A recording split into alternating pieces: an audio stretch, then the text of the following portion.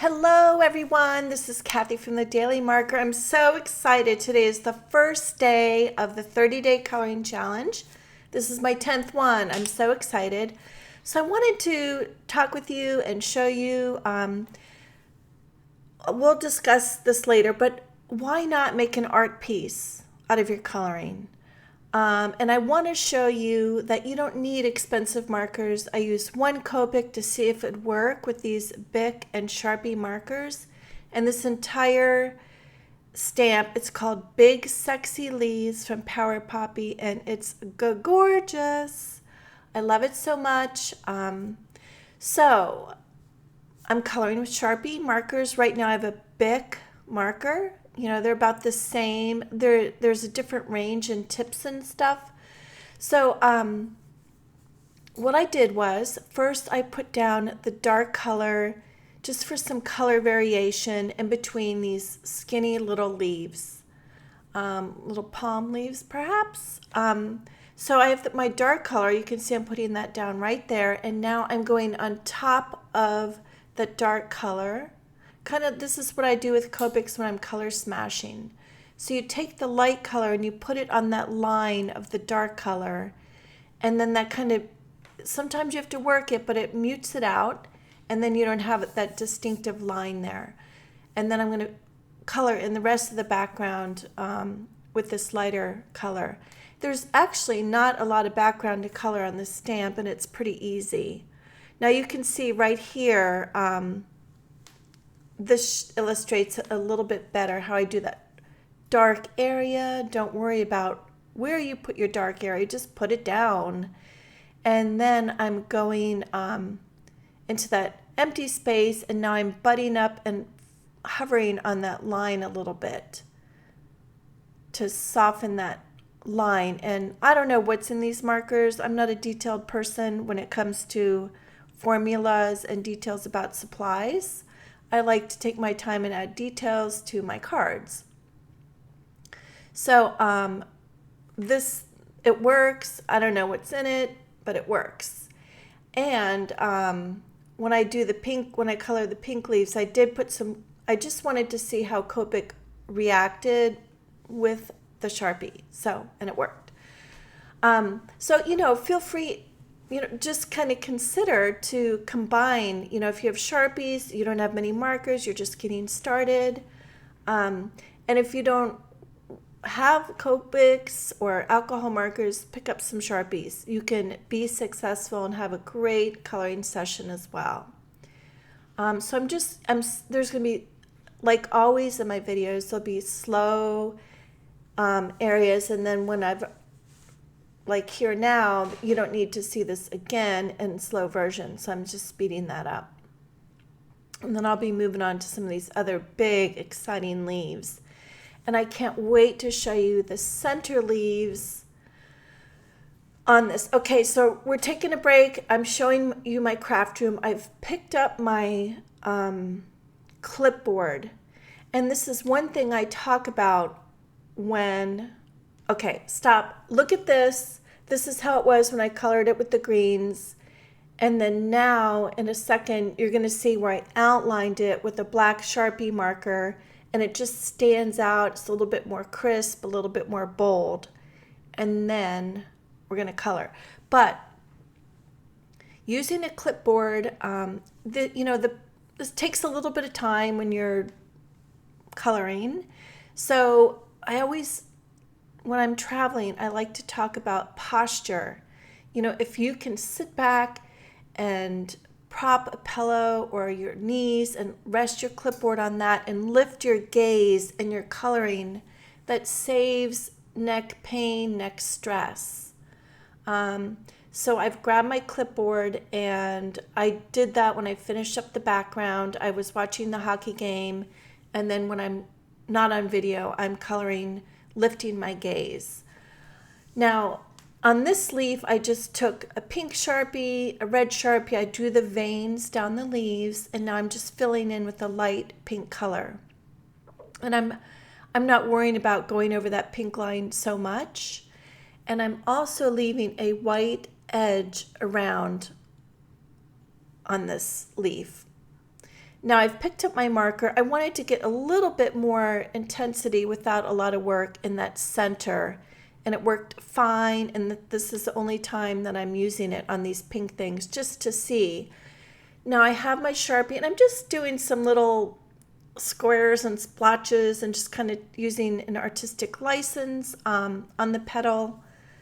I need more intense color in the middle, so I'm doing other things to compensate. And in the very end, I'm going to add lots and lots of dots, which gives it a little more depth in the center of this pink leaf. So now I'm going back and adding some red down the center and just a teeny little line of red on top of that pink where I did the little triangles and little artistic license stuff. And now on these big leaves, oh, this is one of my favorite plants. And of course, I don't know the name of it. Now, I always like to say with the Power Poppy images, there's lines that guide you for shading. And I don't use any rules for shading. I just get my pen on that paper and just do whatever tickles me. So you can see I'm just drawing a series of lines on this leaf. I color in kind of like a little triangle on some of the areas. I'm just having fun. I'm not worrying about anything. There's 3 on this. They're very dramatic, and I just want to make it a little bit more interesting. So you can see here, I just kind of colored this area, and I'm just kind of going around and doing whatever I feel like. Don't overthink it. That's when things get muddy, is when you overthink something. Go with your instincts. Now I have a medium blue here, and I'm just drawing a bunch of lines, and I'm not worrying if my line is too thick or any of that. I tend to have a light hand, but whatever lines you do will be consistent for you, and it's going to look good. Now I'm just kind of bumping up against that dark blue line and just adding lines to the other areas. And now I've picked up a powder blue, a lighter color, and I'm going on top of those medium lines, just kind of softening them a little bit. And I have Bic markers right now, and I'm just finished coloring the rest of this leaf.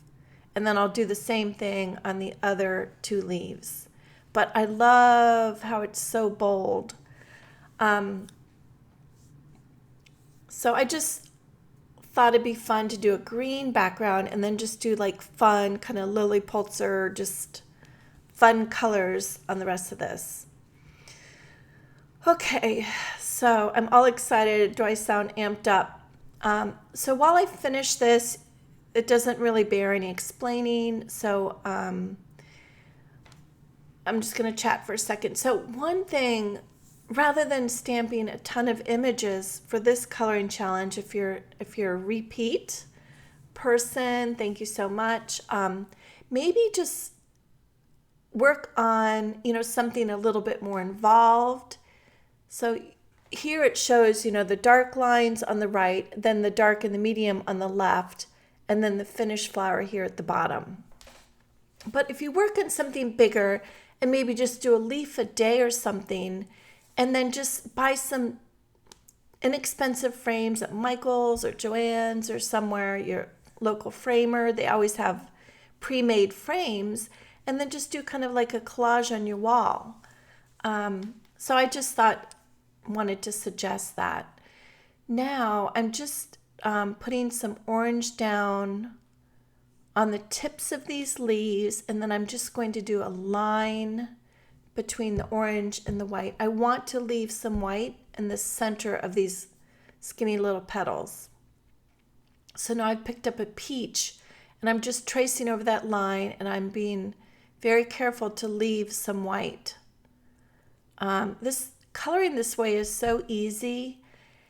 Now I'm taking the red and doing the stem, and I might do just the teeny tiny little tip of the orange. I think I might have done that later.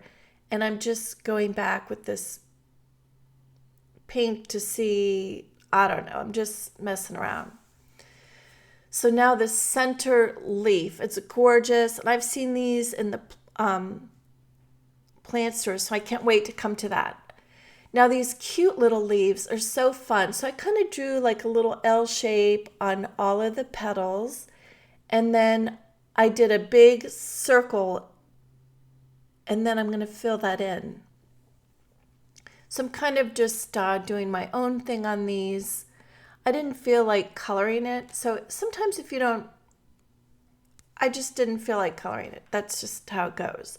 So it's more fun to create kind of a different look. Okay, so now, I did that on all those leaves that are scattered around this gorgeous, sexy leaves background. And now I'm working on the center, and I'm just kind of doing, I guess it's really not an L, but let's say a skinny and then a flared line down. And you can see there's some shading on the leaves, so I'm using that as my guide. But don't even worry about that. Just make like a zebra. And then I'm going to go in and do the oval circles in this white area with a lighter color and just make it like fun. So that's what I'm doing. I hope you like it. Now, since I'm just going to keep on doing this, and then you'll see me do the circles. It's the same as I did on the little leaves. Now I have the peach, and I'm just doing that circle in that white area and then filling in. That's it. And then at the very end, I just do a ring of yellow. I don't know why. I don't know. I just can't stop. I'm having so much fun. I pick up another color, and I really didn't need to do the yellow. So then off camera, I put a yellow line down the center of the blue leaves, and then just did a little bit on the petals, which you'll see.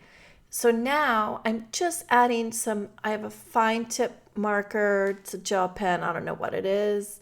And I'm just doing some dots in those areas where I had the dark green, just for a little bit more interest.